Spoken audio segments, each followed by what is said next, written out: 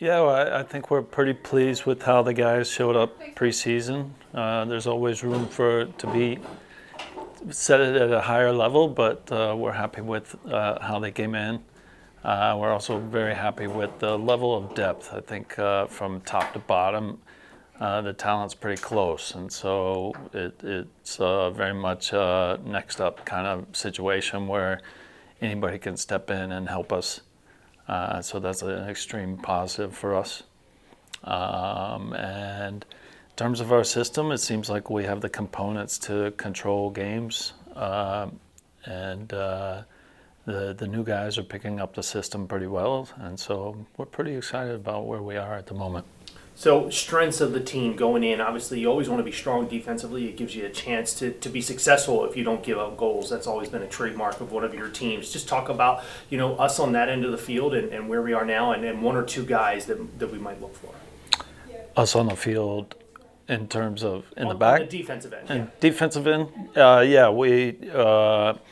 we returned CJ Feldman, who in his freshman year he came in hurt, so he's kind of a little bit behind the eight ball starting for us, and then picked up an injury during the season. But he showed up prepared this year, and is going to make a strong showing for us. We also picked up Mikkel Anderson, grad transfer, who's an excellent player. He's going to help us a lot.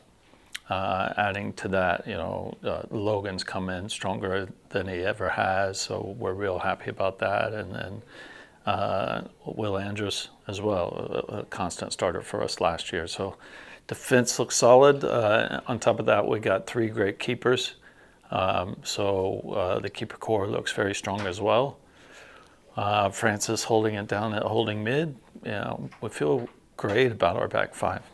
So now, obviously, holding teams down is a key component of the game. Finding goals is always a challenge in the sport of soccer, especially in the Centennial Conference. A lot of competitive games, a lot of one-goal games. So who can fans look for on the offensive end that you're looking to lead the way on that end? Well, hopefully it's a group effort. I think last year we had, Griffin obviously stood out, and those are tough shoes to fill. But we have a lot of capable players, and it's showing in the preseason. The system's really working well to where goals and assists can come from anywhere. So that's really how you want it, so that there's not just one guy to focus on. And so hopefully the goals will be spread across the roster.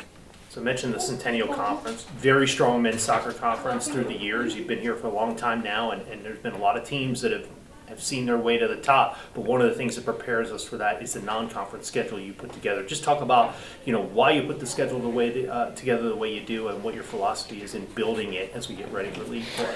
I don't know. Maybe I shouldn't have put the schedule together the way I did, but it's a very strong schedule. And you try to put a strong schedule together so that your strength of schedule shows in the case that we happen to not win a conference championship, which is also obviously goal number one. But when you don't complete that task, you want to have the resume that you still get called into the NCAA tournament. To do that, you have to schedule and beat some good teams. But then they changed the ranking criteria, so we'll see how that pans out. We're playing a lot of tough teams: Washington and Lee, Kenyon, Rowan. There's a list of majority of the out-of-conference teams that we're playing are very tough, and then you add that to our conference. It's a tough log over the season, and hopefully we're up for it.